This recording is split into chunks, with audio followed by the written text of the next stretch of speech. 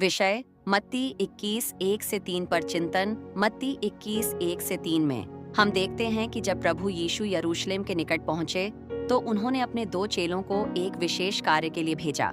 यह घटना केवल एक ऐतिहासिक विवरण नहीं है, बल्कि इसमें गहरा आत्मिक संदेश छिपा हुआ है। 1. जाओ। महान आज्ञा का संकेत पहले पद में यीशु अपने चेलों से कहते हैं, जाओ। यह शब्द केवल एक साधारण निर्देश नहीं है, बल्कि यह उस महान आज्ञा की याद दिलाता है जिसमें प्रभु ने कहा कि सारे जगत में जाकर सुसमाचार का प्रचार करो।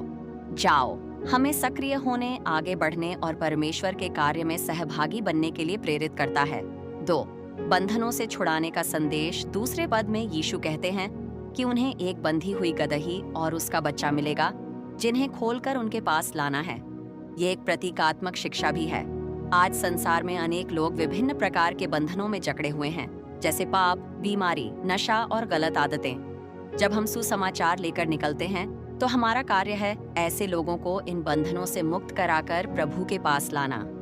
3. क्यों का उत्तर, परमेश्वर की योजना। तीसरे पद में यह भी बताया गया है कि यदि कोई प्रश्न करे क्यों, तो उत्तर देना है कि प्रभु को इनकी आवश्यकता है। यह हमें सिखाता है कि जब हम किसी को स्वतंत्रता दिलाने का प्रयास करते हैं तो लोग प्रश्न करेंगे, परंतु हमारा उत्तर स्पष्ट होना चाहिए। यह परमेश्वर की योजना है।